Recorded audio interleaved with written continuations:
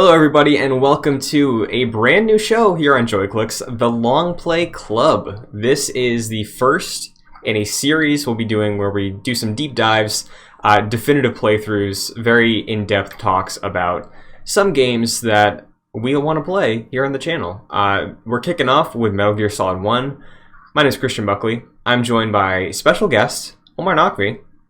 Hey! Hey, you're back. I am back. I was on the channel at one point. Yeah. What's up? I'm happy to have you here. You're the biggest Metal Gear fan I know. Oh, wow. Thank you. It feels great to be back. Thank you for having me. Also joining us is Jack Martin.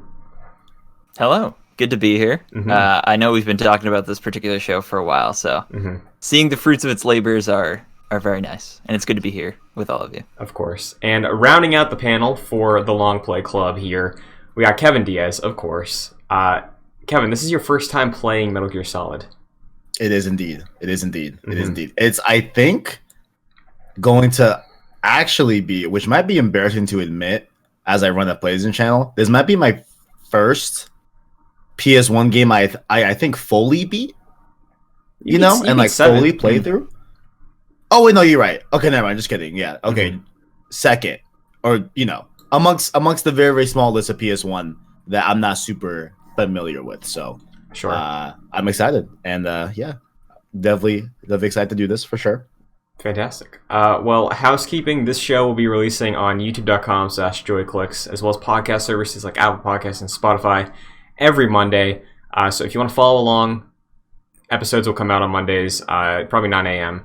And we'll be breaking Metal Gear Solid up into 4 chunks. This week is the beginning. We played through the beginning of the game up until the Revolver Ocelot fight, and we saved as soon as we could after that fight concludes. Before we dive in on the game as a whole, I would like to establish for listeners and people who may be following along a couple rules. One, we're not doing future spoilers, okay? We're not going to make connections to all these things of like, hey, I'm doing a replay from my perspective, and I'm noticing these things that get fleshed out in future Metal Gear games. That's off the table. This is strictly a solid look, in depth, at Metal Gear Solid as it exists. So, why don't we start with going through briefly our histories of Metal Gear, if we're returning, how we're playing this one. Jack, do you want to kick off this section? Yeah. So I started playing Metal Gear Solid with Metal Gear Solid 4. Because I got a PS3 in 2012, and that was a game that my buddy had for his PS3, so he just let me borrow it, and I played through not knowing the story at all and being mostly confused, but like by the end of it, being like, wow, that was an incredible experience despite my confusion because of just everything that was going on in that game. And then eventually I went back and I got the Legacy Collection for the PS3 and went through 1, 2, 3, and 4. I never played Peace Walker. And then in 2015, Metal Gear Solid 5 came out, and it was one of my favorite games of all time. It's in my top 10. So I played that game extensively, but the original 4, I haven't played as much. 1, 2, and 3 I've only played once in high school, so this is like me going back into it with pretty much fresh eyes, because I don't remember everything from those games. For sure, yeah. I think myself and Omar are in a similar page in terms of revisiting this series, but Omar, I think you're the person who introduced me to Metal Gear. So Okay. Like recap your history for everybody, because I think you have some really interesting takes on the series and Kojima. So let's hear it. My history is a bit convoluted. I think I got really excited about Metal Gear Solid when Snake was coming to Smash Bros. But my family wouldn't let me play it because it was rated M. But my brother had bought Show and Tell. Oh snap! This thing, the Essential Collection on PS2. Whoa. And I convinced my parents to let me watch him play 1 at least. So that was like my first time really seeing 1. But then by the time 2 came around, my mom said no more of this. So that was like what, 2008, 2000. Yeah, it's something like that. And then Metal Gear Solid 4 had come out, and I tried to convince my mom to let me play that one, and she said no. But a year later, I made a PowerPoint trying to convince her, no, I need to play this game. And that won her over. So then I played Metal Gear Solid 4 as my first Metal Gear Solid, really. And then, like Jack, I barely knew what was going on. But it's such an incredible experience. It was like the movie, right? Or something. Just me in a basement, being like 11 years old, just like soaking in all that story. And honestly, it probably kind of got me into movies too. And shortly after that, I played Metal Gear Solid 1 for the first time on my own. And Metal Gear Solid 2 and 3, I waited till the HD collection came out. And then, I was just playing the games as they came. I didn't play Peace Walker either. I played Rising on day one. I love Rising. And I similar to you, Jack, I love Metal Gear Solid 5 a lot. That's like one of my favorite games ever. Mm-hmm. So kind of convoluted, but great games. Yeah, my history with it starts with the PS3. Also, I was always aware of Metal Gear Solid just because of best games of all time lists, and I was aware of Kojima because of the way people talked about Kojima. But I didn't play Metal Gear until I had a PS3, and I played Metal Gear Solid on the PlayStation 1 Classics library in the PS3.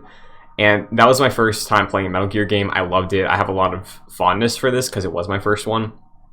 But after that, I didn't play any of them. I think I played Portable Ops on the PSP, and that's not canon.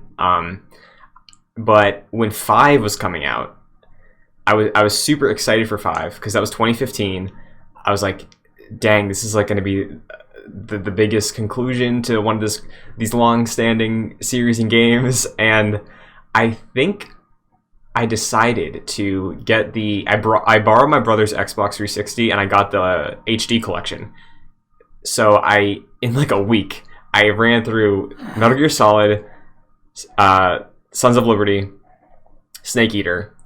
I watched a playthrough of Peace Walker, eventually played most of it, and then I watched Metal Gear Solid 4, all within a week. So they kind of blend together for me, and that wasn't probably the best way to retain the very complex storytelling and lore of the series.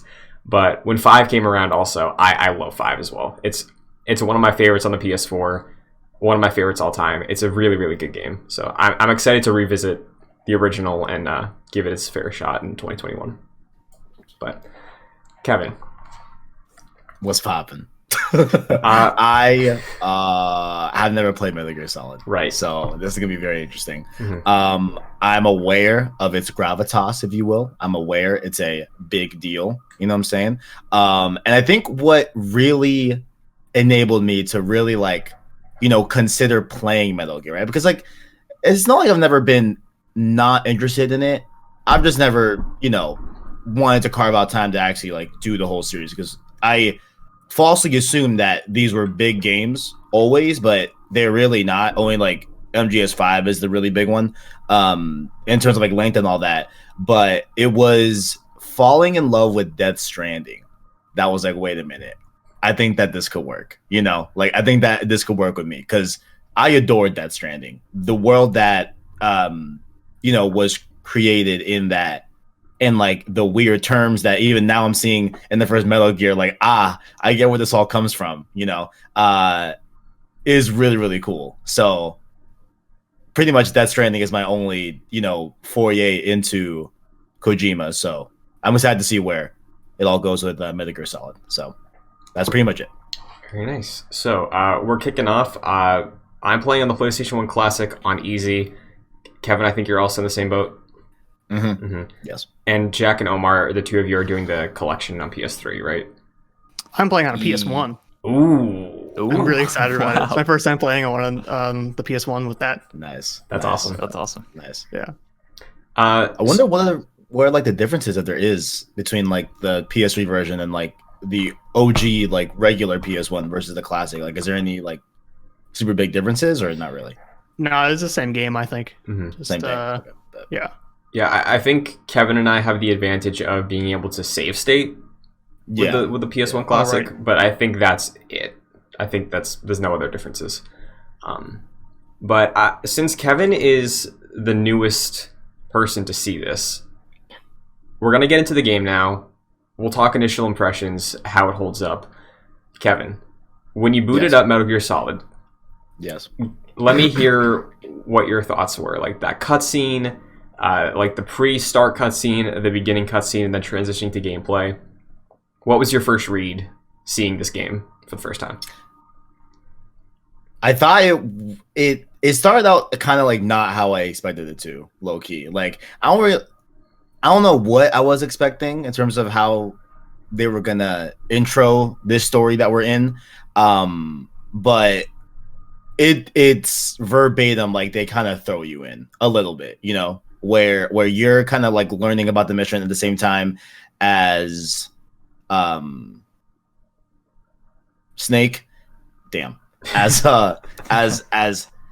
him, and you know, you're having like similar questions as him and all that, even though like it's not like this is his first mission. I think it's his first mission in a while, I think is what it's translated. Like he's been out of the game for a little bit and now he's back for this one thing, I guess. Mm-hmm. But in terms of like the actual, you know, cutscenes, it's really weird how modern it feels when this game was released the same year I was born, right? Like it was very, very weird how you know, like seeing like modern like camera angles and like pans of certain environments to kind of like let you see where you're about to play in, and just different stuff like that like seemed very cinematic and not what I would imagine like a PS1 game would have ever been. You know what I'm saying? Because like the only one that I played most recently was Final Fantasy VII, right?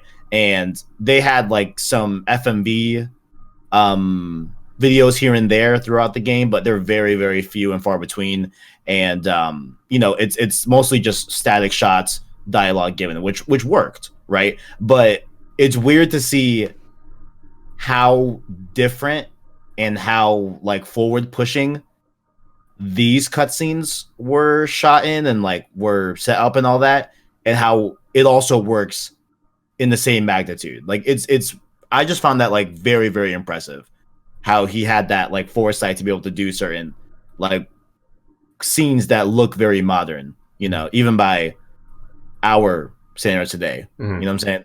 So I thought that was super cool about it, Mm-hmm. for sure. Yeah, because I think like first blush. I think by comparison with your history, like Final Fantasy VII came out the year before this. I think Ocarina of Time came out the same year. I think. Yeah, 98, right? Is that the year? I think it 98 was. is. I know 98's MGS1 and FF7's 97. Yeah. Yeah. Okay, yeah. I think Ocarina of Time and Metal Gear Solid are 98 then. Mm-hmm. So, like, two very different games, but the way they handle like their world and fleshing that out is pretty like a stark difference, you know. So. Oh, like those games compared to Final Fantasy VII, or all of them together? All of them together, really. You know, like Yeah. they're pretty close together release wise. So. Because Yeah. I feel like I had just played through Ocarina of Time, like N64 stuff, like same generation of this is the fifth generation, right, of consoles. Mm-hmm. Like Mm-hmm. it is going back to Metal Gear Solid last night. It's like you forget that they had the full capacity of the CD to like have voice acting and that soundtrack compared to the N64, which had like, I don't know, 32 megabytes on a cart. Like there's like no voice acting in that game, and the sound is all compressed, and there's no like the music isn't to the level that Metal Gear Solid is and stuff. I don't know. I was just kind of impressed with that production value. That's what struck me the most, was the sound of Metal Gear. Where like instantly, of course, like we're going back to a 1998 PlayStation 1 game, and that generation like famously does not age well, like graphically.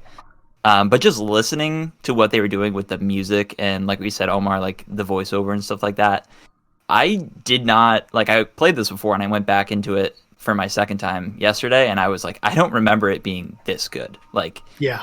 you could tell that Kojima has like a flair for trying to make his games like cinematic in a way, like really incorporating film elements into this game in particular, and it's pretty evident there. And yeah, that's what really got me, was just like listening to this game, and yeah, it's beautiful. Yeah, and I think Jack, you mentioned like graphically it doesn't super hold up. I still really like the style they do to like represent the characters, you know, because it is distinctly Metal Gear Solid 1, I can't think of other PS1 games that, you know, like framing and camera angles and stuff aside, look this way. And I think a lot of the reason I felt like, wow, this really does hold up, like from a story perspective and from a presentation point, is I feel like the animations are really good. Like, they're really selling the world feeling like it exists in a cohesive way that really surprised me. And I played a lot of PS1 games last year, and none of them were at this level at all, which clearly a high bar, big production value, but that was another thing that caught my attention too. Also that too, but like one thing that I noticed what would happen a lot is like specifically when you go up the first elevator in the game and get like the main screen title, whatever, and all that, which is like damn, so good. That was good. Yo, that's still epic. Yeah. But you go into a little cutscene about, okay, cool, there's an event over here, event up top, you can go either way, there's guards, whatever, all that. But then when we're leaving a cutscene and going to gameplay, how the screen extends into like the full, I think it's probably 4:3, I'm assuming. That I think was like a really cool way to convey like, okay, here, like now you have control, like go ahead. You know, I thought that was a really, really neat way of doing that too. That was super, super slick, you know? Yeah. I think the way the game throws you into the beginning is great, and going back to the sound design too, like, and the music. It's like 4 seconds, but I feel like the logo introduction at the beginning, where it's like Konami and PlayStation, it's like the do. I love that so much. That's so good. I totally forgot about that, and I was like, whoa. I like booted the game up multiple times, and I was like, all right, hell yeah. Yeah, man. So, anything else on first impressions, booting it up? Like, clearly, it's exposition heavy. You know, we learned Snake's mission with him, like Kevin said. But for, I guess, the returning people, was there anything else that really stood out to you as either not something you remembered, not holding up fully, or what? I think what surprised me right now is that like it's exposition heavy, but it moves at a fast pace, and it doesn't really like, you don't really feel like the cutscenes get too long. I feel like personally, where I feel like the later Kojima stuff maybe poisoned me, where I remember like, okay, I kind of playing Death Stranding like last year, I was like, those cutscenes went way longer than this, and maybe hanging up a bit. So yeah, it's kind of nice. There's like I feel like this is one of Kojima's like best paced games so far, at least. Sure. Jack, was there anything else for you? I don't think there was anything else that really caught my attention. I agree with you, like with the visuals. I think the codec in particular shows off some, like the designs for the characters speaking to each other on that, I think are pretty excellent, despite the limitations of the PS1 hardware. For sure. Okay, why don't we talk a little bit about the gameplay, because that's the immediate thing after the story. I like it. You know, it's pretty straightforward. I'm playing on, again, the PS1 Classic, so I don't have an analog stick, which I think is how I played it on the PS3. I toggled analog on. Because you do have, I think, 8-direction movement still, but it's trickier sometimes with stealth on just strictly the D-pad. But yeah, the initial warehouse sequence, did anybody get caught? Because I absolutely did. Yeah, I died the first time. Okay, yeah, me too. Like, is that the very first, like before the title card? Yeah, like when you're calling the elevator. I did not get caught, but I don't mean to brag. Oh, okay. That's okay. Okay, bud. Okay, bud. I'm also playing on easy, so yeah. I did my first playthrough. The second time I didn't, but that's just because I knew what I was doing the second time. You know, which, funny story, tried to record offline, didn't work, didn't save right. I don't know what happened. Had to do it again. But yeah. So like the first time I definitely did get caught a few times figuring out like how to crouch, and you know, this control scheme that I think is more oriented towards like the Japanese market, if I'm not mistaken, right? How like circle and stuff they view like X and O, like, so getting used to that was a little bit of a hurdle, definitely, and honestly still is even now. Still kind of a difficult thing to kind of, you know, get down and all that, but and and I think that was the culprit of a lot of my mistakes. During the first time I was playing through it, but it still works. It's all right. I'm wondering.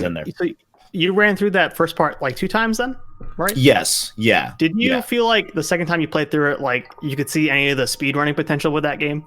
Yes. I feel like okay, cool. Oh yeah, yeah. Like once, like especially when you get to like, because I know we're kind of jumping a little bit here, but like when you have to look for the unpainted walls, the first time I had a very hard time with that. Like I don't know if they wanted me to like, I don't know if I just misheard when they were talking about the wall's unpainted, not just cracked walls, right?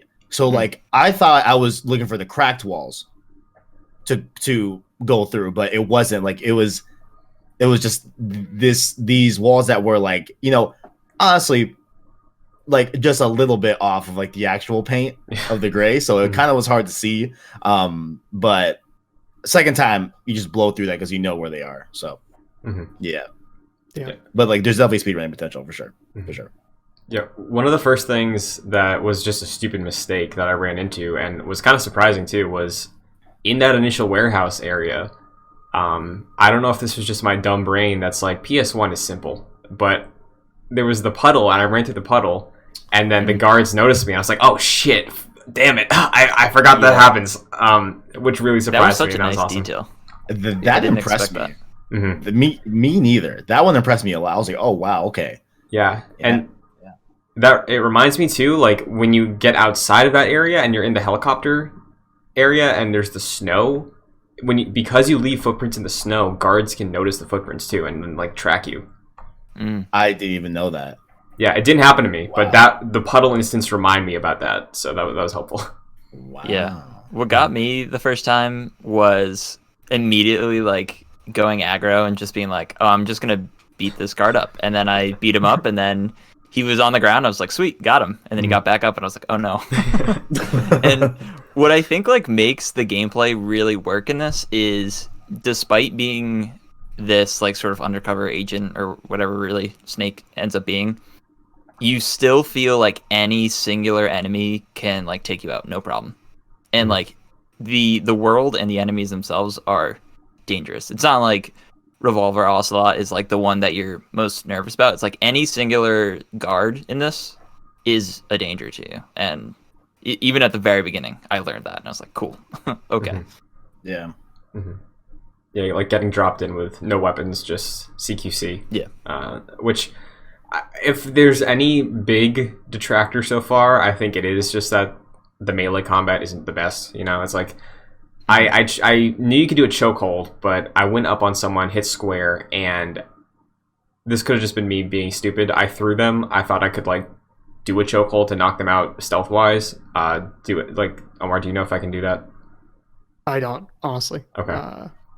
So that sort of set me up to like not try that again. But I think you can, because I did. Like a full, like a Batman Arkham like chokehold. Like you grab somebody, you knock them out quietly, and they can just keep moving. Yeah, like I had to hit it like 3 or 4 times, and I got like clicks, I think, of like maybe bones breaking. I don't know. Okay. But like, clicks, whatever that was registering. Okay, cool. Like I'm doing something, and then eventually he fell down and never got up. So all right. Okay, I'll try that again.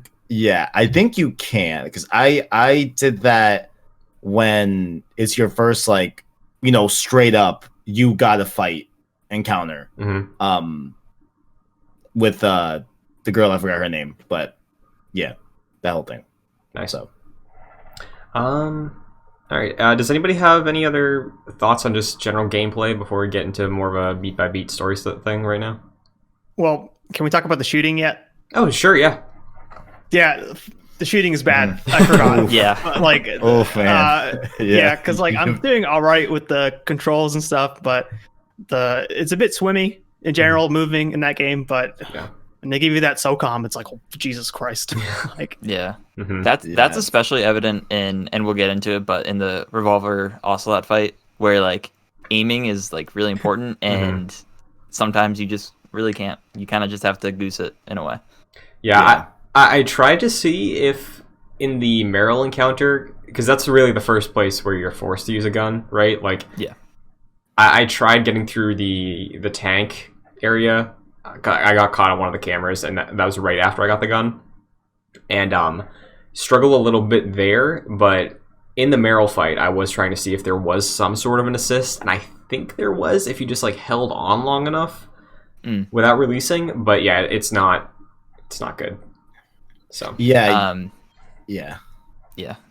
I sorry, like I don't know if you're gonna talk about. I found it, pretty not great, honestly.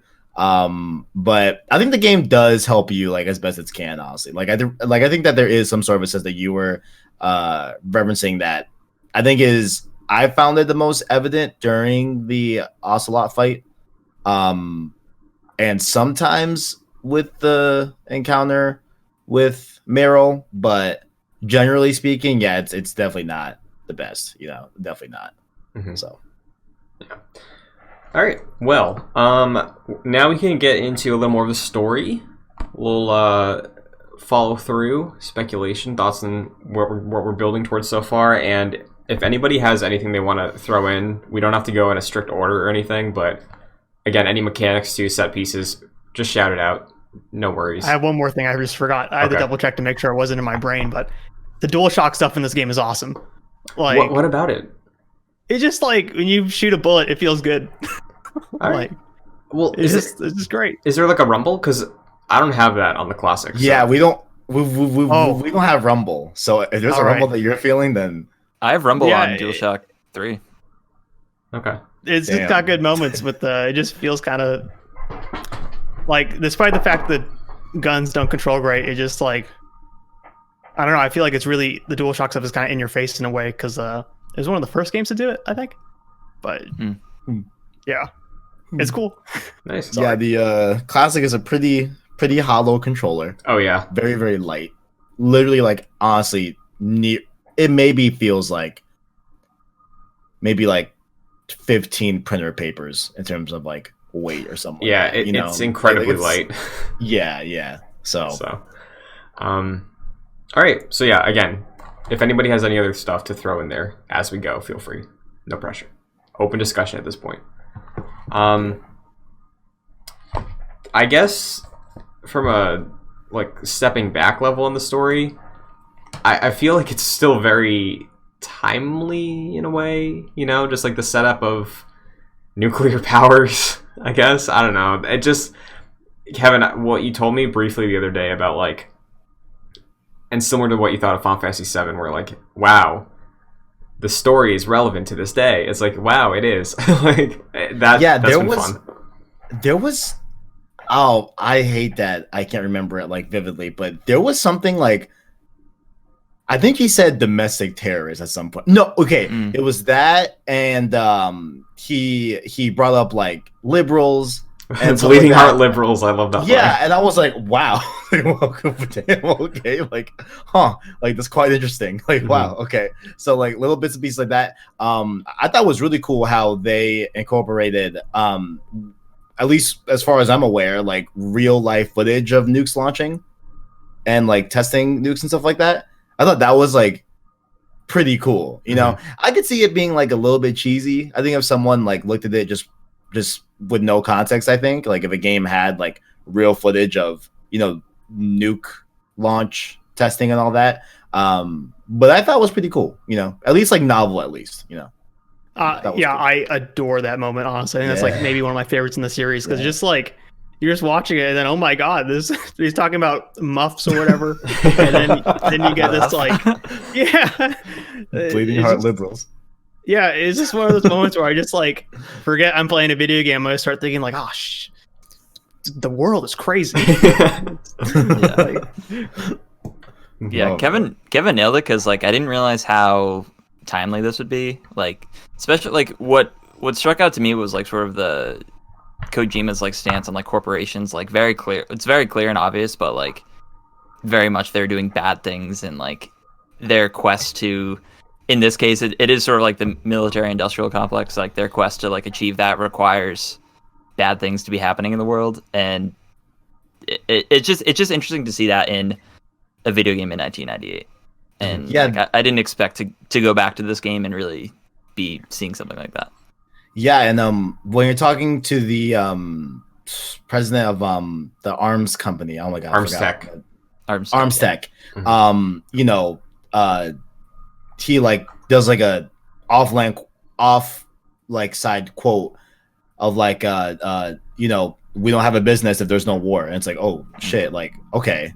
Right. Like yeah, like you're right. I think it was Omar that said that, where like there's kind of like knee-jerk moments of like, oh shit, right, like this is happening in the game, but like it can go beyond that. And it's something that, you know, is probably a pretty regular common occurrence in like the modern day, maybe. You know what I'm saying? Like different stuff like that, where they throw in like really grounded things in this video game story, you know, that I found pretty interesting. So. Yeah, anytime they make reference to like the war economy in this game, I just love hearing about it. Yeah. Can I mention a different property on this thing? Yeah. Okay. You know that Star Wars movie, The Last Jedi? Yes. Oh god. Thinking the same thing. Yeah. That's also that had me going so hard. Like whenever I see that in a thing, just like my favorite subject that they see in a movie or game. I don't know. Mm-hmm. Yeah, I'm right there with you. I think the way Kojima writes about like specifically from like a United States perspective, corporation wise and government wise, I love it. That's like my favorite thing about Metal Gear. I think is just the way he writes the United States and what the people who love Metal Gear that don't understand what Metal Gear is about really love. I just love that. That's one of my favorite things. So, DARPA chief guy. I just wanted to say that. I just like saying DARPA chief. Yeah. DARPA chief guy. DARPA chief guy is one of the best characters in the series, to be honest. It's just that's the gentleman in the cell, right? Where you got from the him. Yeah, gotcha. Mm-hmm. Yeah. It's just that whole conversation. Like that's the full Kojima conversation. I think is that guy explaining to you what's going on, and then increasingly getting really panicked. That's a heart attack. It's like that is the Metal Gear cutscene. I think. Like honestly, it's just perfect. Man. Mm-hmm. And I love how Snake is just like the audience in that. He's like, Muff, what's that? Totally. Or like that might be at a different conversation, but he's still like, anytime he's talking to someone, he's like, what are you talking about? I have no clue what you're talking about. It's like, thanks. Mm-hmm. I need you, Snake. That's a great point, I think, because I think, Kevin, you mentioned it earlier being like how the game like throws you in the world, like, and you're learning stuff like Snake does, right? Yeah. This is all new to you.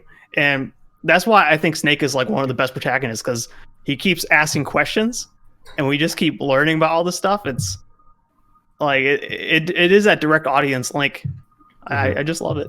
Yeah, and Kevin, go ahead. No. Go ahead. You're good. I was gonna add on to that too. I think why it works with Snake and where I think other games, I can't think of an example, but like where you have a clueless protagonist and it can get annoying and it's like, I see what you're doing here. It's like, I think the fact that they introduce Snake as being this like covert legend, you know, he's known by like so many people within the, I guess, career path of espionage. I don't know. Like he's a legend.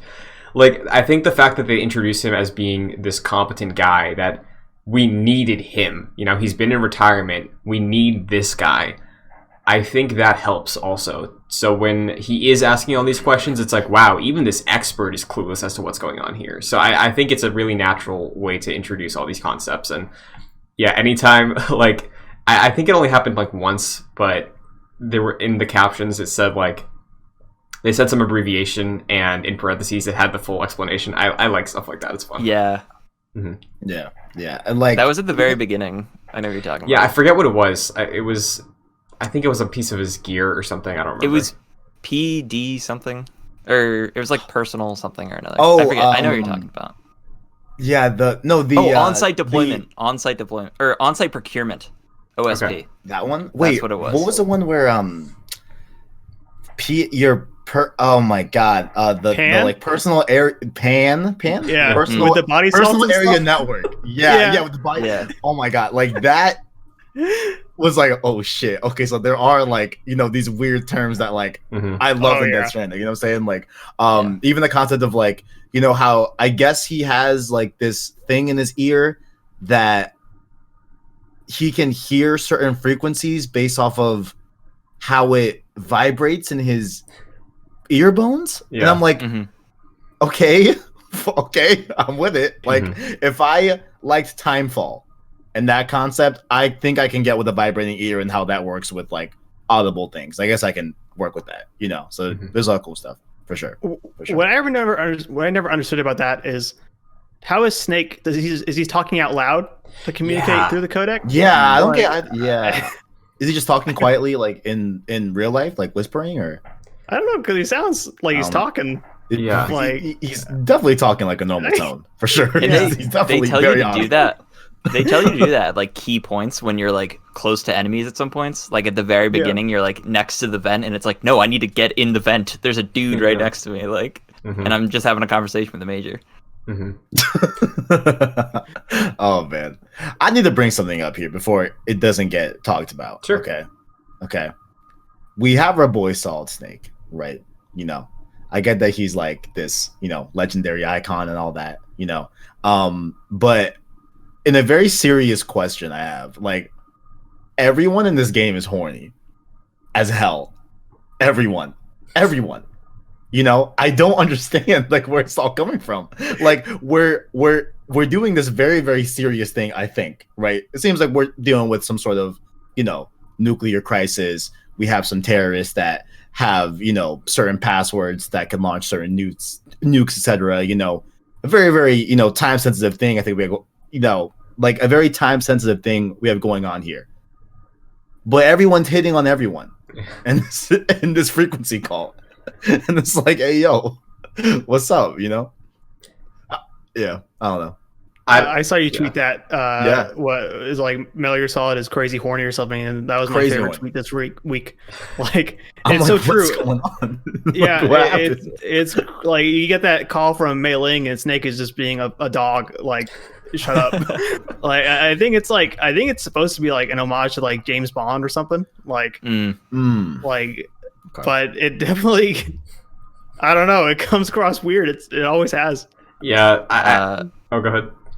I was gonna say, horny don't stop till the nukes launch. So there you go.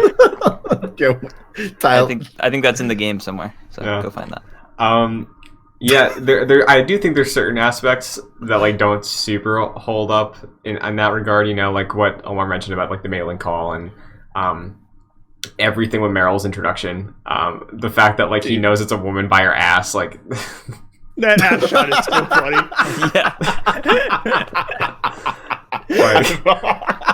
Like Kojima, come on, man. Yeah. And like clearly, Death Stranding, not much has changed, but like, there those things. You'll be ashamed of your words and deeds. Yeah. So the whole strip search commentary as well. Yeah. Whatever line that was, I'm like, okay, that was very, very blatant there. Okay, gotcha. Like, all right, I hear you. Oh man, it's funny that happened so soon too, because I think that kind of introduces the idea that Metal Gear Solid is goofy. It's not always uber serious, you know. Because I think from the first, everything up to the title card, it doesn't really have that sort of like tongue-in-cheek Metal Gear thing, you know. Like none of it is like. It's a lot of heavy exposition, it's a lot of military terminology, but none of it comes across the way that the ArmsTech president is when he's talking about the same things, but it's like, these bleeding heart liberals are going to ruin my corporation. Like, it's none of that stuff, you know? You call it a bribe, I call it a good deal. Yes. But, Kevin, what's your impression been like on that, though? Because, like, have you picked up on the Metal Gear having, like, a really interesting sense of humor so far? Yes. Okay. Yeah. I didn't because from like an outside perspective, right? All I've heard about Metal Gear is that apparently its story is like super complex and in territories that may be comparable to like Kingdom Hearts, right? I have heard that, and like I've heard there's like a zaniness to it, and like there's a very comedic aspect to it as well. I didn't realize it was like this much in there, you know. I thought it was like the level of like, I guess, I don't know. I just didn't think it was that much. I thought it was gonna be like few, just here and there, few and far between, sprinkled across the series. But it seems to be, according to this little section that we played, a little bit more than that, which I'm not against. I just didn't realize it was gonna be like that. But I think overall, like in spite of it, you know, not aging as gracefully in the year 2021, you know, I think like what it's driving towards in terms of just having like a little bit of levity amongst serious topics, you know, that I think ultimately it works out, and it's something that I can just take in and just understand and filter from like an adult lens of what we're looking at here and what they're trying to achieve. So I think it works out. This like, but and you know, maybe it'll crack a laugh out of me at some point. I don't know. You know, I like there was some like, oh man, like just not like laugh like out loud, but just like okay. Like you breathed heavy out your nose, like yeah, like yeah, exactly, so. precisely. That dude outside of the cell, just like ass up, naked in the censored thing. Bizarre. Yeah, like even the second time, because I had forgotten that part. I was like, wait, why? And they show it twice. Yeah. You can go back too. You can go back into that room. He's just still hanging. Is he really still there? Yeah, he's still there. Wow. He never wakes up. Interesting. So, if we're moving too fast or with anything, again, we can just do whatever we want to talk about. But going off of the zaniness, I think a lot of that in the first hour or two is tied to the idea and introduction of Foxhound, because we haven't gotten much of them this week. You know, we have a clear history between Snake, the Colonel, Naomi. They have some sort of relationship with Foxhound, and that's always been a little lost on me, because like, is Foxhound just this giant organization that Snake is part of, like Solid Snake is part of, and then we have these 6 operatives of Foxhound that he didn't directly know, but they were in the same thing, and then they're the ones that started this revolution, or what? Because we do get Revolver Ocelot as the big presence this week. We got a tease of Psycho Mantis, but that's about it so far. I honestly have no idea. Okay. Either on that, like. I was going to say, Omar, please explain. Yeah, I'm sorry. Like, but no, I was looking for one of y'all, because it's not going to be me. I think that's like part of the Kojima-isms that we'll experience, where it's like kind of confusing at first, and some things will be clarified, other things will just be made more confusing. So I also didn't know, because you get the sense that Snake was, like what you're saying, was part of Foxhound, and Naomi is also like somehow involved in Foxhound, but all of these 6 like crazy zany characters are the Foxhound members that we're fighting. So I don't know. Who knows? So, what is everybody's thoughts on the 2 that we see this week? Because we know the whole list is Decoy Octopus, Revolver Ocelot, Psycho Mantis, Sniper Wolf, Liquid Snake, and Vulcan Raven. So we get 2 this week. What do we think? Okay. Over the top, as always. Revolver Ocelot was like, I enjoyed him. Yeah. You know, like he's just so like always like twisting his revolver for like 20 minutes straight. It's like, okay, I like the commitment. You know, like I'm with you. I'm here for it. To talk specifically like about that fight, I think like my biggest takeaway was that I felt that they really captured a very tense fight with the resources that they had to work with. You know what I'm saying? Like I felt that the fight was honestly like pretty engaging, pretty fun. I thought that I always had to be on the move. You know what I'm saying? And like I would just wait until he fired all 6 shots, missed, and then as he was reloading, take my shot. You know, that's how I kind of did that. You know, because I don't know if you could shoot through the strings that were attached to the arms tech dude. I'm not sure if you could do that without blowing him up or hurting him. And I didn't want to kind of like risk that. So I would just wait until he was reloading and then just sneak up on him and just take a few shots. But I felt like it was a really good way to like make a tense fight, you know. That was good.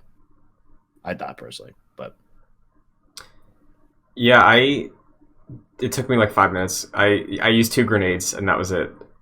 I didn't know, because the thing is, I knew that they emphasized C4 with the way they introduced C4, but I also picked up grenades, and I was like, yes. I think I have to use these soon. And then in the fight, I was like, oh, I'll try a grenade.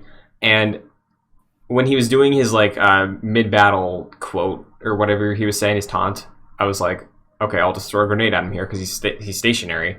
And the first time I threw it I threw it on his left side. He was on the top corridor. And that was too close to the C4, so that blew up the president. And then the second time, I was like, okay, let me aim for the right side because he's cornered there. And 2 of those, he was done. So you can kill the president in that fight? You can, yeah. Yes. Okay. All right. Yes. Mm-hmm. Yeah. So I tried to do something similar, but I like planted C4 like where I was at first, and I was like, I'm just gonna let him like circle around, and then he got there. I blew it up, and it blew up the president. So I was like, oh, I guess I can't use explosives in this. But apparently you can. I guess you just have to be careful where you actually place him. Yeah, because after I realized that he's killable, I was like, okay, well, I don't think I'm going to try to use like grenades or C4 because I don't want to do a chain reaction or something like that, you know. So I thought you just had to kill him with your bullets, you know. So I'll say it took me probably like 7-8 minutes, maybe something like that. So it was like a bit of a thing, but like it wasn't that bad. I wouldn't call it hard. It was just like something that I was just waiting for my for sure safe openings to take shots at him, you know. Right, yeah, and I think that's the intended way. But yeah, because there's a spawn for ammo in the top left-hand corner. Oh, as soon as you leave, like as soon as that corner's out of your view on the bottom, and you come back up the other way, it'll respawn like another ammo if you're out. So. Nice. That was helpful for sure. Does it keep respawning? Like, have you?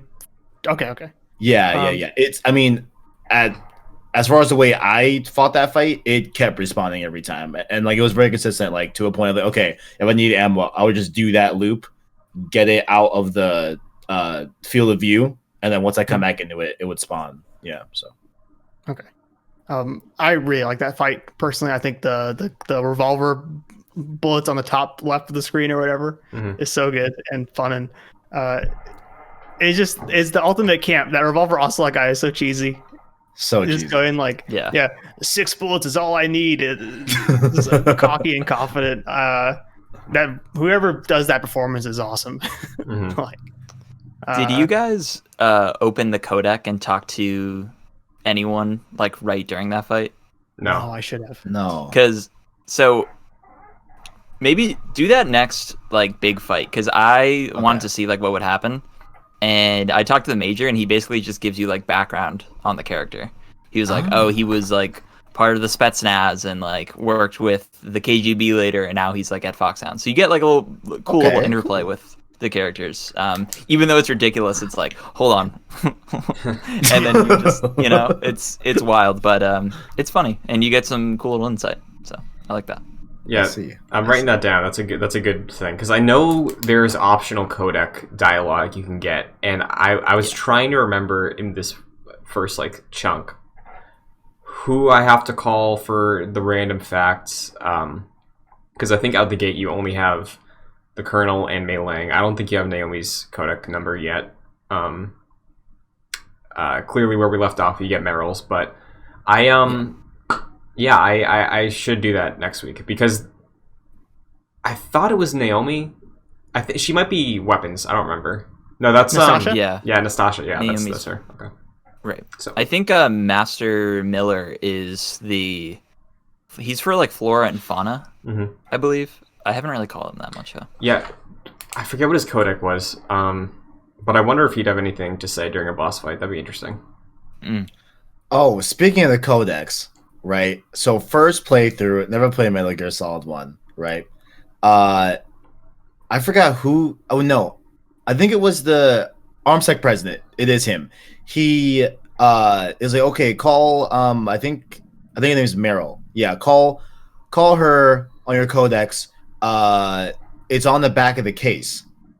And so I'm legit spending like half an hour going through everything I've been through in Metal Gear, like. And they give me, and he gives me a case. I'm like, okay, is there some sort of like inspects thing in this game that I don't know about? I don't know what's going on. And then I just give up. I'm like, listen, I'm gonna reserve the right to look things up if I need to. Like, I don't even, I'm not. Yeah. So I look it up. I didn't realize that it was the literal physical game case that you have to look on.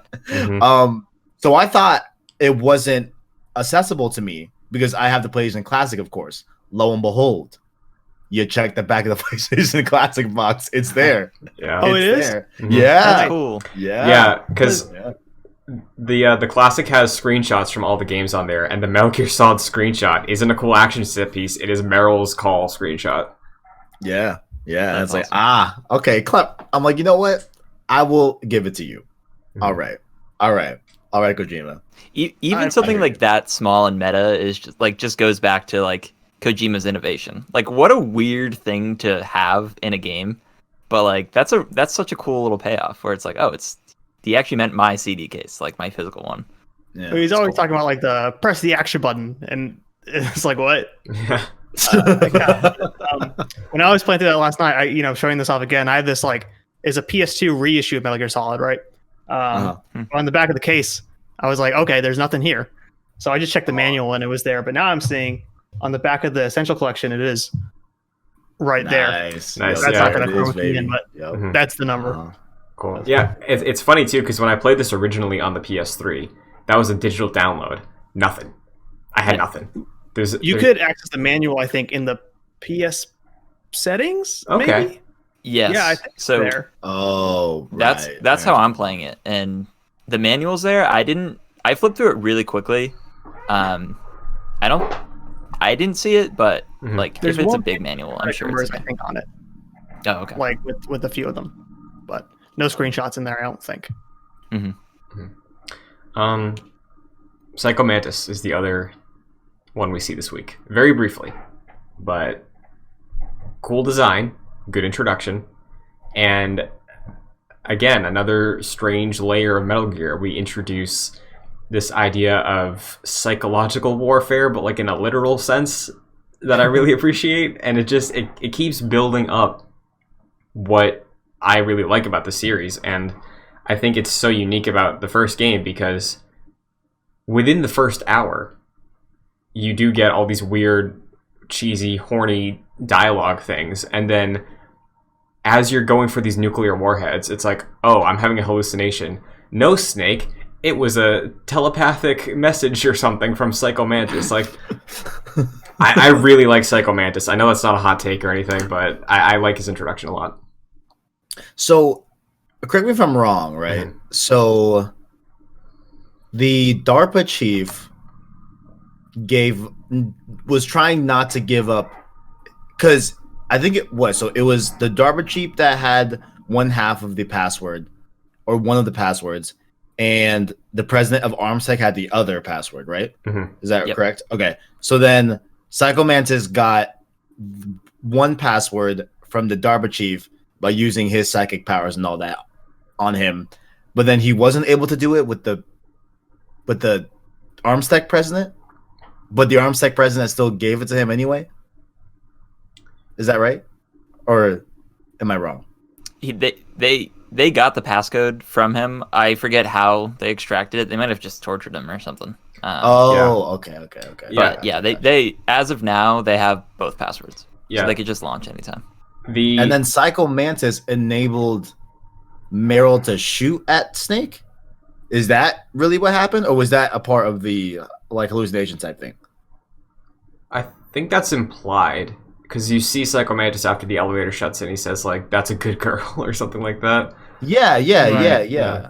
But Kevin, to answer your question about the Armsec guy, he says that he has like cyborg implants in his brain that helps him from being able to have his mind read, and he's like, everybody who works for Arms Tech has this. Everybody who knows the big secrets has this, so you can't read our minds. Of course. And of course. I think they like broke his arms or something because Snake comments about like Ocelot getting revenge on him because he lost his arm or something like that. Like, so I think it was physical torture that made him spill, but Gotcha. yeah, just to clarify. Okay, I see. Mm-hmm. Oh man, I have a very specific question for you guys. Absolutely. When did you get the SOCOM? Because I got it in the truck, like on the helipad, and that seemed to me like missable. Like, do you guys all 100%. get I missed it. Yeah, me too. Yeah. I would Oh, have loved to know that. I got that after the Ocelot fight. When you go back into I got it after the Ocelot fight. When you get the level card 2 from the Armsec president, in when you go back into the room where you have to explode the walls and stuff like that, it's the bottom right building type room that you can go into, and where you're avoiding the lasers by ducking and crawling under the lasers that are invisible until you cross over it and you're not prone and it sets off the alarm, whatever. You can crawl under there, and then that's where I got the SOCOM. So I got it at the very end of like everything for mine. Yeah. so like was Oh wait, the no. Meryl? I thought you were talking about the FAMAS. I'm sorry. That's where no, I no. got Not the yet. FAMAS. Yeah, I The think so. SOCOM. Sorry, my bad. pistol. The SOCOM I got during the Meryl fight. Oh, okay. So they just give you shortly that, after the essentially? tank. Yeah. So- Yeah. I got it off a guard, I think. I got it somewhere else. Okay. The area where you're overlooking the tank, where you have to get to the elevator.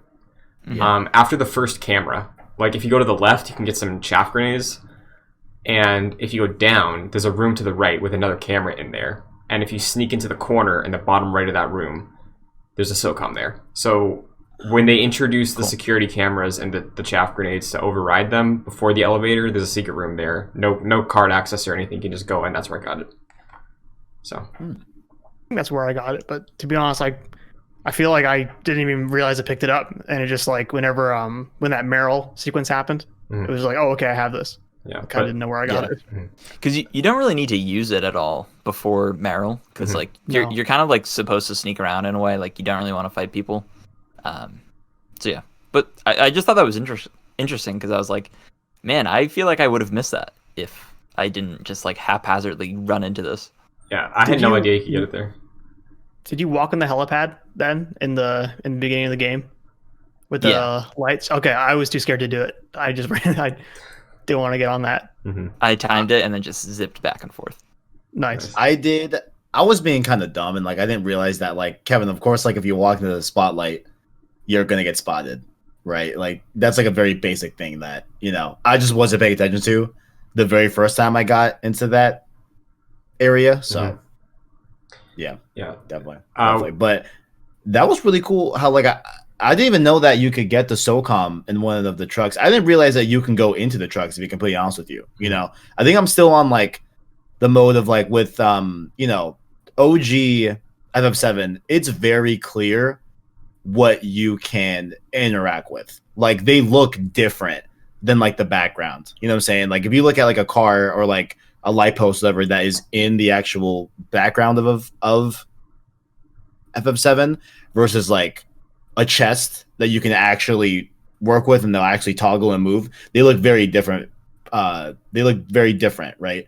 But in this game, I guess now, like, you know, it's kind of like free reign. It's kind of just like, hey, just try out stuff and see what you're able to interact with. So definitely. I wonder because, like, you know, that whole sequence with like the walls that are different colors. Like, imagine playing that in '98 on like a CRT with that like yellow video cable. I have to imagine it's that's what I thought impossible. of too. I'm like, how are people gonna even like see that? How's that even possible in that type of TV? For sure. Like I'm on a 4K display. Obviously, the game's not in 4K, but like I'm on a very very modern TV that I can at least see the color difference. It took me a while to even see that too. So I wonder how it will look on like a really old CRTV. Yeah, you're right. Yeah, I think you can like. I wonder if people just relied on like if you knock, you can hear the different if it's hollow or not. So maybe they just brute forced it. I don't know. Yeah. kind of weird. Yeah. Another thing I want to shout out to what I really appreciated, and I think I this was a thing I think I knew I could do, so this is why I tried it. But when you're crawling in the vent initially to get to the DARPA chief, so you go over Meryl's cell, so you can like hold triangle to look down into the room, and a woman. Yeah. I'm sorry. And I remembered that like as I was getting to the DARPA chief, but you do sneak in through an air vent, and I used the upper one, and I'm wondering if I missed anything that I could have like looked into a room, because there were a couple grates I looked over. Dude, the funniest thing that you can see is you look down and you see the dude who gets knocked out by Meryl later on, and he's using the bathroom, he's sitting down, and then he gets up and you see the world's biggest toilet. Because just the PS1, they have to emphasize, hey, this is a toilet, and we have some limitations here. It is huge. It's like 3 times his size. It's so funny. Oh man, that's great. And he comments on like what he ate. It's like very like crude humor, but it's funny. Kevin, for you, as we're going through this and as we're getting to sort of where we're leaving off and what we're looking forward to, the way they're talking about Foxhound and Snake's history and everything, has anything stuck out to you specifically, or just like the way that the characters are referencing towards him or anything like that? Yeah, mainly 2 things. One is when the way Snake reacts to the arms tech guy having another heart attack, right? And it's okay, clearly like something is happening here where like they get really close to like saying something about a like certain topic, and then they're just dying left and right, and it's like even like he knows, okay, cool, like there's no way that this is just a coincidence where like they both have heart attacks as they're explaining certain things, or like as I'm asking certain questions. Then like a 1.5 one as well, did not realize that Metal Gear are weapons. That may be really stupid, but I really did not know that, so I think that's really neat how like there's a Metal Gear project, and they seem to be like massive weapons of destruction, you know what I'm saying? And the way that I don't know how to refer to him as, I guess the main commander, like the dude that Snake is getting orders from, like Campbell? The main guy that's Campbell. Yeah, thank you. Yeah. The way like Campbell explains to him that like not even he knows the full scope of what's going on. And there's like, just levels of, I guess, authority that you don't know the full intel about the mission or whatever. So like, it almost makes him like, okay, like, are you even that trustworthy? And then when he asks about that ninja dude, that like ninja thing, and President and the Armstead guy is like, hey, ask Naomi.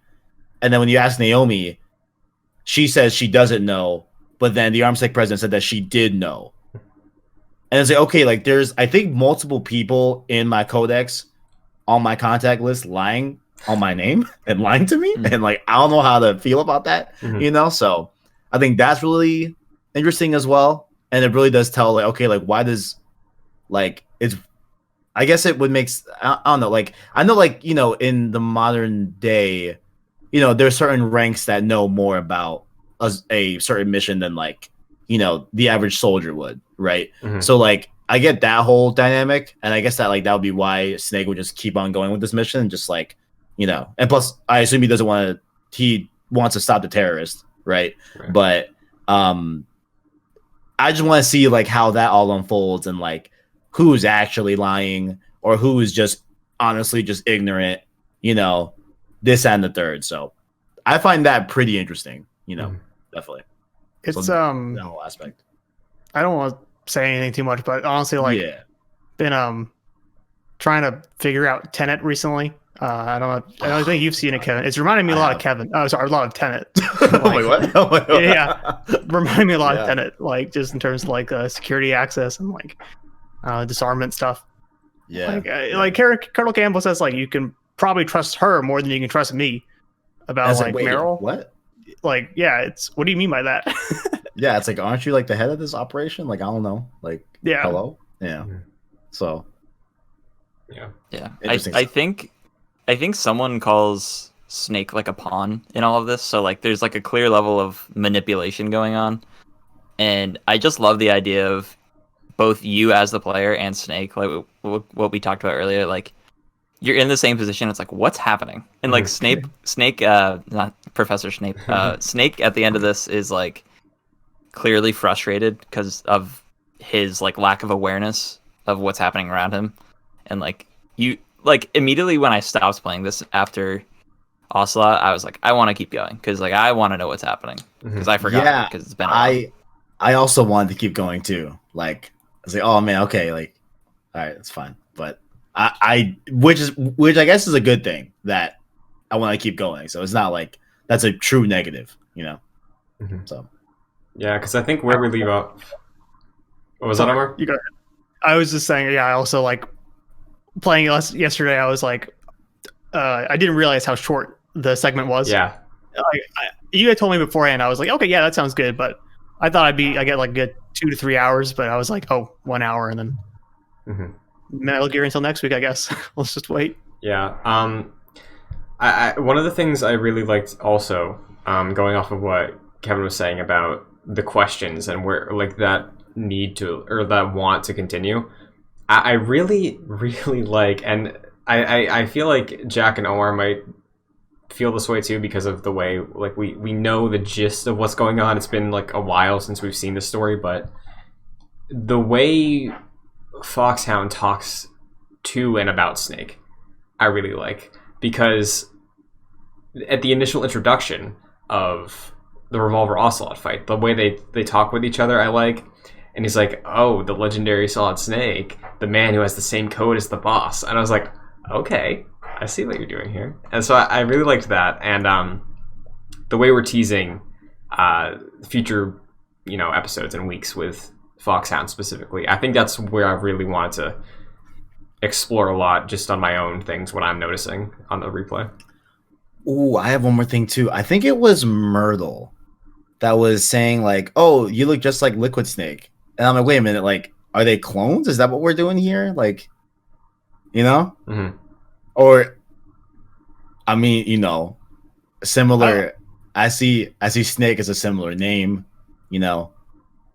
I would love to know what you've heard about the series or what you think it is, like, Kevin. Okay. Because you haven't, this is like, you didn't know what Metal Gears were. I'm wondering, like, did you have a older impression of it? Like, did you think it was something else, or like? I knew it was about like covert ops, like espionage, stuff like that. I know a meme of, I think it's our homie I think it's Solid Snake, where he's like saluting at some sort of like funeral type thing. There's that's a meme. Of course, I know that. Yeah, that's honestly pretty much it, to be completely honest with you. Like, to be completely honest, I know, nah. Metal Gear Survive. You played that, right? Didn't you? You played that? I bought it. Nice. I played it for like 2 hours and was like, this ain't it. And like, I don't want this to be like my first foray into Metal Gear. You know what I'm saying? So yeah, like, nothing's I know been very spoiled little for you though, right? I don't think. See, now I feel like I'm in a similar spot at like the end of Final Fantasy VII Remake, where me and Christian had that lost spoiler cast, where he would ask me like, okay, so like when like so and so reacted in this way, like how do you feel about that? And it's like after I beat the OG, it's like I get what you were like, I get the like impression you wanted to see from like a newcomer versus someone that knows what's going on. So yeah, I know nothing, y'all. I really don't. That's I awesome. didn't realize. Yeah, I didn't realize that Metal Gear was like a weapons program, or like these mass. Yeah, I don't know. Mhm. I don't know. And So I'm honestly really excited that you didn't know about the Meryl on the back of the CD case thing. Yeah. Because I think even for No. me, I had that spoiled before I played it because it was such a Oh. wild thing. Is Yeah. is this the franchise where you lay your controller on the table and it vibrates? Is that this series too? Because like, how is that going to work with Classic now? So, it will work just like it did on PlayStations without DualShock. Like, Okay. you'll be fine. But Yeah, okay. honestly, if there is a way for you to plug in, like, I don't know how the PS Classics work. If there's a way to plug in like a PS3 controller or something and make that happen, like, I don't. it's worth it. I don't think there is. All right. I don't. It's okay. I don't think so.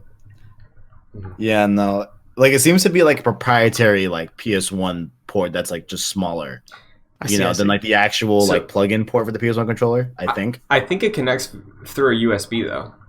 I just don't know if the Classic would read a DualShock 3 or DualShock 4. I don't know. That it's worth looking into. You might have to like Oh wait, you're right. It is bypass USB. something. But I think there's a way to Oh, do that- it. That's Yeah. a good point. I mean, now I'm like, damn, I might use my DualSense low key, but Honestly, yeah, I think there's you might be able to buy like a little Bluetooth adapter to get a DualShock 4. we'll working. see. We'll see. Yeah. Yeah, I don't want to push you guys to do anything, but I will say for next week's episode, if you can get vibrations working, it will be pretty cool. hmm But Yeah. Okay. And Kevin, I'm glad you're having these questions too, because I think this was my only other negative, because I was trying to think of certain things as I was playing from your perspective or just a newcomer's perspective. It might be the times, but like there's really no real guidance. Like when they say the action button, Yeah. like it's I know that circle because I know, but how does anybody else know? How does anybody else know triangle is where you can look down? Like that was tough. Yeah, I know. I think Yeah. No. Go ahead. I was gonna say, I think, like, honestly, like playing a lot of old games recently, I think developers made games with manuals in mind. Like, Sure. okay, people are Very gonna read good the point. manual, so Very, it's very weird good going point. back to now. hmm Yeah, that's a very, very good point too. Yeah. Like triangles, like first person view. hmm I didn't realize that was the action button until you just told me, so that's cool. X is duck, and I think square is the shoot, right? And I think that's pretty much. Yeah, Yeah, and I think I forget if you have to have nothing in your hand to interact with the action button for like calling an elevator or something. But there's some weird trickery you have to pull sometimes to get things to go, and they don't really guide you that way. But Yeah, that and like even like having to have the level card equipped yeah, to like open some doors. I figured it'd just be like, if I have it in my inventory, I can just, go through whatever, but you have to have it equipped and stuff like that. So Yeah. I guess that makes sense. But like, yeah, that was something that was, oh, okay. Gotcha. quickly on the inventory on the card stuff. I didn't understand the body salts thing.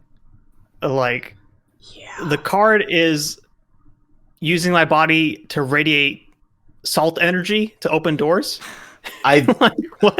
I don't know why that made sense to me, but Okay. it kind of did. Where like, I think what it was saying is that like the salts in the human body are used as a conduit and a means to administer an electromagnetic field that allows the card to like amplify its, I guess, number, Okay. amongst doors in its field. So when you get close to it, since you're emitting that number via the salts in your body, it'll just open the door, like that's how I kind of took it. I'm like, oh, okay, like, all right, like Death Stranding-esque stuff made sense to me. I don't know. It's like a weird Kojima-esque way of just like introducing like wireless technology that like wasn't available at the time. Yeah, It's like, Bluetooth. like NFC. Yeah. Yeah. Like near field yeah. connection. Gotcha. I couldn't just see why it's just not a regular like key card put indoor like hotel thing. Like, Yeah. like, Yeah. Like, also, Omar, I was questioning it too because the DARPA chief is like, take mine, and it's like, so like, how does it transfer if it's like your body salts and it's your access card, is it giving you clearance for a number? Is it giving you, whoever the card owner is, clearance to go into level 1 entry because it's a level 1 card, or is it because the person assigned to the card has that much access to everything? Because if it's a secure facility, anybody could pick up we'll see this, but like anybody could pick up a high level card and walk on through. So at that point, yeah, why not just make it a scan? You know, like, Yeah. You just gotta get real sweaty. yeah, Oh, and then also the way Snake was like, oh, like, I'm thankful for this suit that like allows me to like avoid hypothermia and like Mhm. you know. It's like, oh, okay, like I guess that like wasn't really that necessary for you to have a definition as to why I'm not freezing to death, but yeah. okay, cool. Yeah. Yeah, he got some Yeah. booster shots too, and help him Yeah. not Yeah. freeze to death. I think like the most nostalgic thing about like the gameplay loop for this game, for me at least, is like the idea of having to find key cards. Like that is so cemented in like 90s to like early 2000s games where it's like, oh, I got like the Spider-Man 1 tie-in game where you have to go find the key cards. Like that just reminded me, like just sent like triggers in my brain. I was like, this is an old game, and Yeah, I love doing that. The It idea of just reminded me having of to like find Resident key cards. Evil. yeah, me too. Yeah. Yeah. For sure. Resident Evil, yeah, definitely. I was like, oh, okay, cool, okay, keycards, gotcha, okay. Mhm. We're trying to figure out like I think earlier this year, me and you, Christian, were trying to figure out like what started key cards. Like was it Resident Evil or was it Pokemon? Or Pokemon did have key cards, right? Jack, Yeah. we played it recently. The Team Rocket Base in Red and Blue had key cards, right? I think so. Okay. So, were they a real Yeah, thing then? Like in real life? Well, I'm sure, right? But like, when did they get invented? Like, why did that Like- become a game thing? 80s action movies, right? Yeah. Were key cards in there? I feel like that's about around the time we started getting key card technology. Oh man, shout out to keycards. Shout out to Shout keycards. outs to key cards. So, I guess looking forward to next week's episode. I think the breakdown specifically on where we're going and where we're stopping, we're picking up where we left off, and we are going to the end of the Psychomantis fight. That's where we're stopping next week. Okay. Now, I guess this might be more on Kevin because we know the gist of where we're going, but like expectations for the next play session. I think I was told to wait until Myrtle gets the cargo door open to the north end So you Of called her the already. facility. Yeah, Okay. yeah. And like when I called her again, she's like, "Yo, give me time." I was like, "Okay, all right." So I think when I go in, probably start to ammo up, see what's up. Them going to the north building of the facility, and we'll just see what happens. I don't know. Yeah, I think I want answers, but I feel like I'm not gonna get them. Okay. I feel like they're gonna throw more questions at me, which is fine. But yeah, so we'll see. But I'm definitely looking forward to it. I want to see what's killing these people. You know, what is the topics that they don't get to talk about because of their death. You know, stuff like that. So we'll see. Also, does Liquid Snake just by chance look like me? Is it a brother? Is it a clone? You know, I don't know. You know, Mm-hmm. Good questions. See. And I think also for all of us, next week should be a little longer than the play session this week, if my memory serves. Because I think our direct next step is we have to find. I'm blanking on his full name right now. Hal. We have to find Hal. Hellenberg, yeah. Hellenberg, Oh. yes. Okay. And then, based on memory, the gap between him and Psychomantis is not like significant, but I feel like it's maybe twice the length of what we did this week. Maybe. Yeah. Yeah, So should be. I mentioned this to you guys off air, but I think I have my old like save data, and that took me 13 hours to get through. Mhm. So I feel like And this was 1 hour for us around, so I think we're gonna start like ramping up. So yeah, I think this is at least a 2 hour, maybe more play session. Probably, yeah. So, Which is good. I want more. So yeah. Nice little teaser this week. So unless I think those were most of my major points to bring up. So I guess if we want to just all go around and give closing thoughts on week 1, and then shout out anything you want to plug, we can do that. So Jack, why don't you start? Sure. Yeah, this was a game that I didn't expect to be like instantly hooked back into, because I played it in high school, and I think my original ranking of the Metal Gears, like in my head, it wasn't as high up as some of the other games. But instantly, like you could tell, like I said, the cinematic flair in this game, and even though the gameplay is like fine and like the tank controls or whatever, still like fun to get through and play. And yeah, I was instantly hooked in with the story, and by the end of the play session, I was sad that I like had to leave off for like another week. So I'm really excited to get back in. Great. And what's your at? What do you want to shout out? Oh, you could follow me at Fascinated Jack. And shout out to my girlfriend Lauren, who I said, "What do you think this game is about?" And she was like, Metal Gear Solid. Something about volcanoes. Kinda explosions, right? Big toxic explosions. She's on the right track. And then I told her about like the tanks and like the nukes, and she's like, "Ah, no, I was wrong." But yeah, it's a solid guess, I would say. Very nice. Omar, what's up? Sure. I guess I'll just comment on that quickly. I feel like I've always kind of known about Metal Gear to where I never really realized how dumb the name is until like years later. Yeah. Like Metal Gear Solid, like gears are metal, right? Yeah. And now it's Solid. I don't know. It's a great name. It's dumb, but I love it. Metal Gear, it's dumb, but I love it. I'm really enjoying the playthrough so far. Thank you for having me on. It's cool. Oh yeah, of course. Been a while since I've played a Metal Gear. Again, this is my second time playing it. So yeah. I regret being a pro gamer because I didn't get to die during the episode. Which I wanted to hear that good old voice acting with the, I'm sure you guys died, right? You heard the snake. Yeah. Yeah. Yes. Yeah. It's awesome. Classic.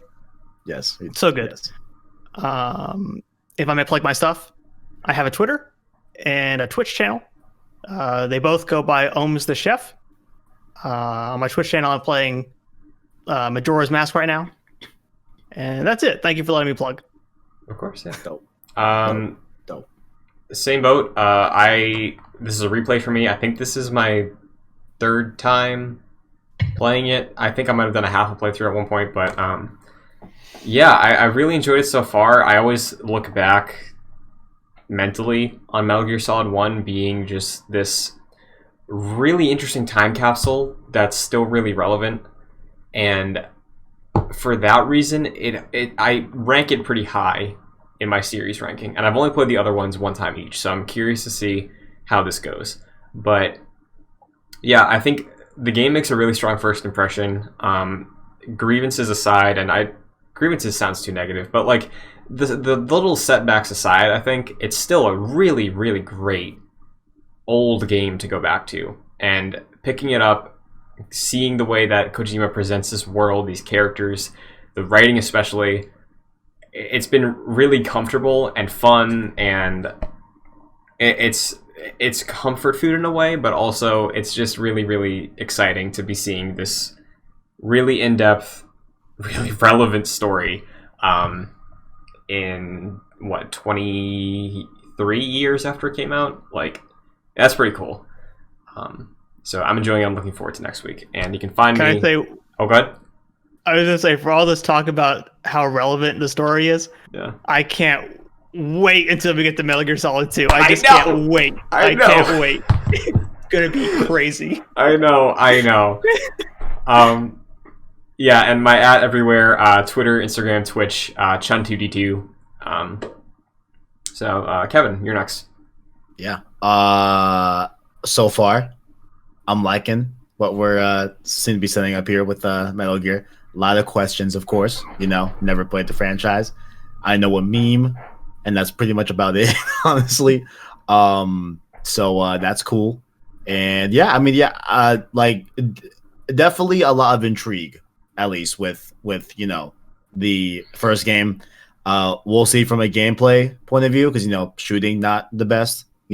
Old games are old. It is what it is. But I don't think it feels like that bad. The shooting is bad, but I think like everything else doesn't feel that bad. So hyped to see where we go with that. But aside from Metal Gear, YouTube.com says PlayStation Source, PlayStation content there as well. We are also doing Ratchet and Clank stream series as well. We're in the middle of Tools of Destruction, like in that. We're on the second half of the Ratchet and Clank stream series, so that's going on well. And yeah, also on Gamescast, of course, and Twitter at PSSourceVids as well.